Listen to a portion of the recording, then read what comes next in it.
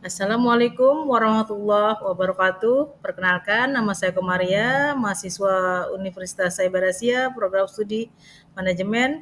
Pada kesempatan kali ini, saya akan mempresentasikan jawaban soal ujian semester mata kuliah ekonomi makro. Di sini saya akan menjelaskan ekonomi makro dengan judul Summary Infografis Perekonomian Indonesia, PDB Kurs Inflasi 2021.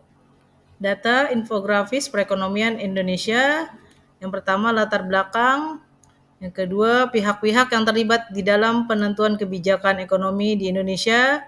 Tiga, dampak penguatan atau pelemahan nilai kurs dan inflasi induk harga konsumen dapat mempengaruhi PDB triwulan 1 2021.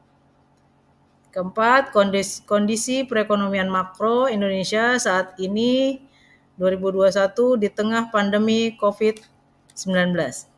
Yang pertama, latar belakang. Pandemi COVID-19 pertama muncul pada bulan Maret 2020 dengan seiringnya jalan waktu berdampak hampir seluruh sektor perekonomian di Indonesia. Belum siapnya Indonesia dalam menangani wabah pandemi yang terus berjalan dengan cepat, sehingga pemerintah pada saat itu lebih fokus dalam menangani sektor pelayanan kesehatan. Semua kebijakan yang telah dirancang oleh pemerintah memiliki tujuan agar output pendapatan pada PDB dapat kembali seperti awal dan mengalami peningkatan. Tidak hanya itu, tujuan lain adalah agar Indonesia mengalami inflasi kembali dan tingkat pengangguran di Indonesia berkurang. Siapakah pihak-pihak yang terlibat di dalam penentuan kebijakan ekonomi di Indonesia? Pasal 1 ayat 10 Undang-Undang Nomor 23 Tahun 1999 tentang Bank Indonesia yang kemudian diamandemen menjadi Undang-Undang Nomor 3 Tahun 2004 tentang Bank Indonesia menyatakan bahwa kebijakan Indonesia merupakan kebijakan yang diterapkan dan dilaksanakan oleh Bank Indonesia untuk mencapai dan memelihara kestabilan rupiah yang dilakukan melalui pengendalian uang yang beredar.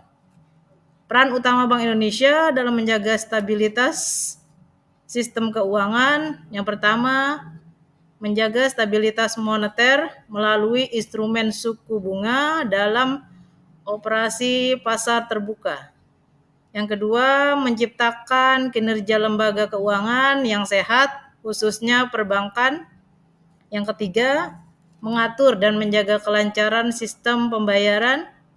Yang keempat, mengakses informasi-informasi yang dinilai mengancam stabilitas keuangan melalui riset dan pemantauan. Yang kelima, mengelola krisis guna menghindari terjadinya ketidakstabilan sistem keuangan.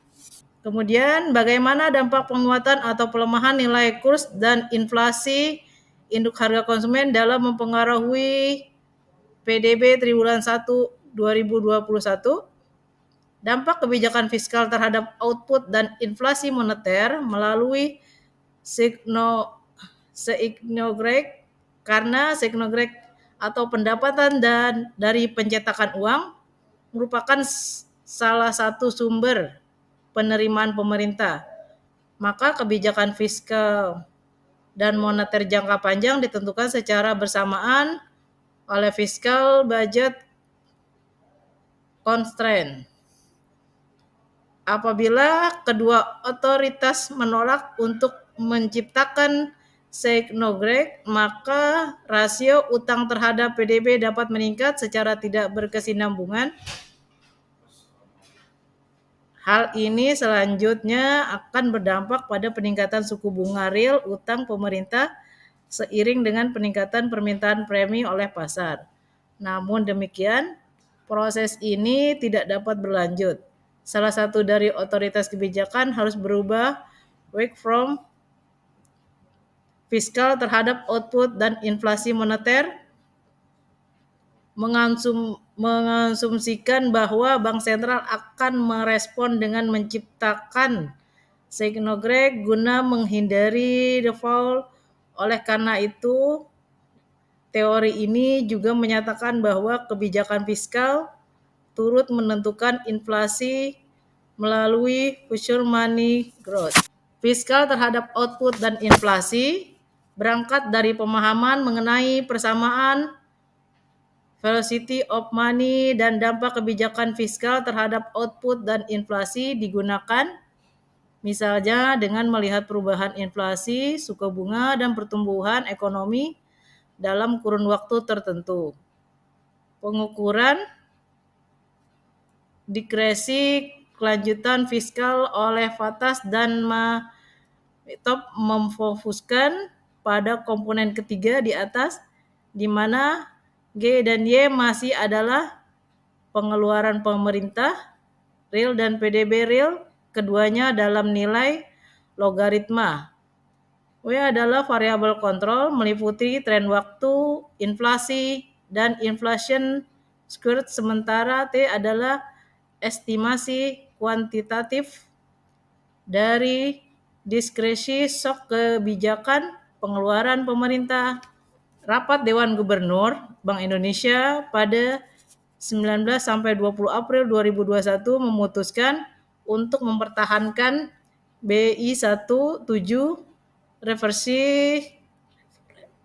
sebesar 3,50%, suku bunga deposit facility sebesar 2,75% dan suku bunga lending facility sebesar 4,25%. Keputusan ini sejalan dengan perlunya menjaga stabilitas nilai tukar rupiah dari dampak masih tingginya ketidakpastian pasar keuangan global.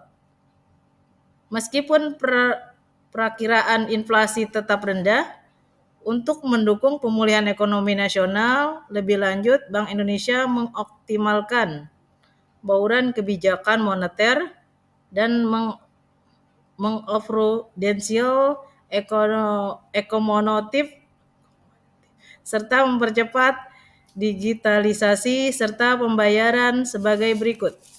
Yang pertama, memperkuat kebijakan nilai tukar rupiah. Yang kedua, melanjutkan penguatan strategi operasi moneter untuk mendukung stand kebijakan moneter akomodatif. Ketiga, meningkatkan penggunaan instrumen suku bunga Bank Indonesia pada tenor 1 minggu sampai dengan 12 bulan dalam rangka memperkuat operasi moneter syariah yang telah diberlakukan sejak 16 April 2021. Yang keempat, melanjutkan kebijakan mengprudensial akomodatif. Kelima, memperkuat transparansi suku bunga dasar kredit perbankan. Yang keenam, memperpanjang masa berlakunya kebijakan. Yang ketujuh, memperkuat kebijakan QRIS untuk mendorong akselerasi digitalisasi ekonomi dan keuangan yang inklusif dan efisien. Yang kedelapan, memastikan keamanan, kehandalan, kelancaran, dan ketersediaan layanan sistem pembayaran dan pengelolaan uang rupiah. Yang kesembilan, memfasilitasi penyelenggaraan promosi perdagangan dan investasi serta sosialisasi penggunaan local currencies settlements atau LC. Langkah-langkah tersebut khususnya pada butir 4, 5, 7, dan 9 merupakan bagian dari komitmen Bank Indonesia sebagai tindak lanjut sinergi kebijakan Komite Stabilitas Sistem Keuangan. Bank Indonesia terus memperkuat koordinasi kebijakan dengan pemerintah dan KSSK termasuk implementasi paket kebijakan terpadu KSSK untuk mempercepat penyaluran kredit atau pembiayaan dari perbankan kepada dunia usaha pada sektor-sektor prioritas yang mendukung pertumbuhan ekonomi dalam rangka pemulihan ekonomi nasional. Kondisi perekonomian makro saat ini di tengah pandemi COVID-19.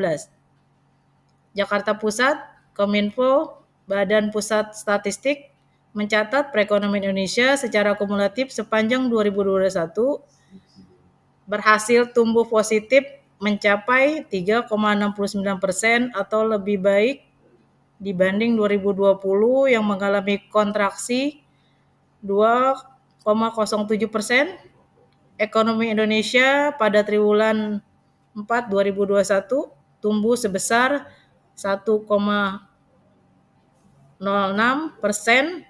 dan kalau saya bandingkan dengan triwulan 4 2020, ekonomi Indonesia tumbuh 5,02%, dan secara kumulatif artinya selama tahun 2021 ekonomi Indonesia tumbuh sebesar 3,69%, ujar Kepala BPS Margo Yuwono dalam keterangan persnya yang ditayangkan pada kanal YouTube BPS Senin 7 Februari 2022.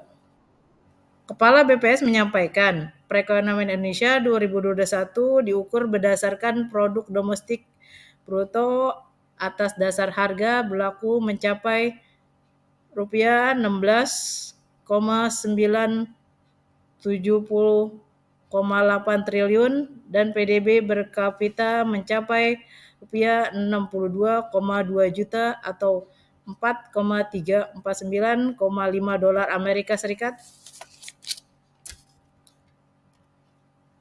Lebih lanjut, Kepala BPS menyampaikan ekonomi Indonesia triwulan 4 2021 terhadap triwulan 4 2020 mengalami pertumbuhan sebesar 5,02%.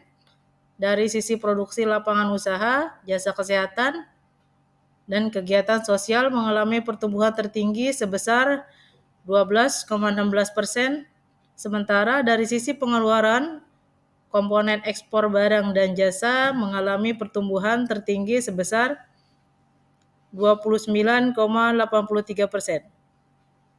Seluruh lapangan usaha mengalami pertumbuhan PDB-nya kecuali pada sektor jasa keuangan. Kemudian secara kumulatif, ekonomi Indonesia tahun 2021 tumbuh sebesar 3,69%.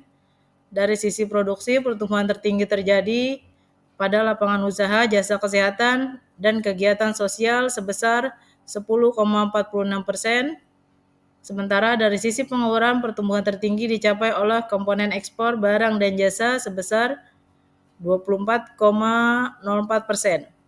Struktur ekonomi Indonesia secara spesial tahun 2021 didominasi oleh kelompok provinsi di Pulau Jawa yang memberikan kontribusi ekonomi sebesar 57,89% dan kinerja ekonomi yang mengalami pertumbuhan sebesar 3,66%.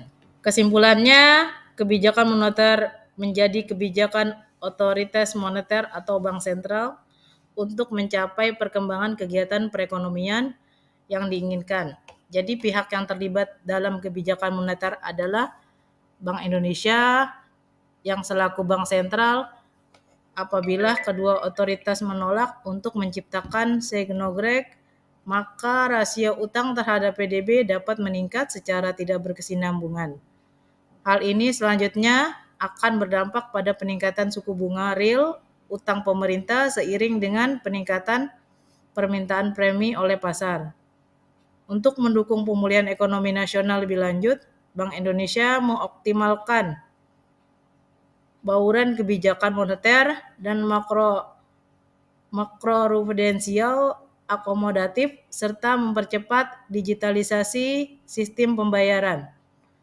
Struktur ekonomi Indonesia secara spesial tahun 2021 didominasi oleh kelompok provinsi di Pulau Jawa yang memberikan kontribusi ekonomi sebesar 57,80%. Dan kinerja ekonomi yang mengalami pertumbuhan sebesar 3,66%. Kemudian secara kumulatif ekonomi Indonesia tahun 2021 tumbuh sebesar 3,69%. Dari sisi produksi, pertumbuhan tertinggi terjadi pada lapangan usaha, jasa kesehatan, dan kegiatan sosial sebesar 10,46%. Sementara dari sisi pengeluaran pertumbuhan tertinggi dicapai oleh komponen ekspor barang dan jasa sebesar 24,04%. Sekian presentasi hari ini. Kalau ada kesalahan mohon dimaafkan. Wassalamualaikum warahmatullahi wabarakatuh.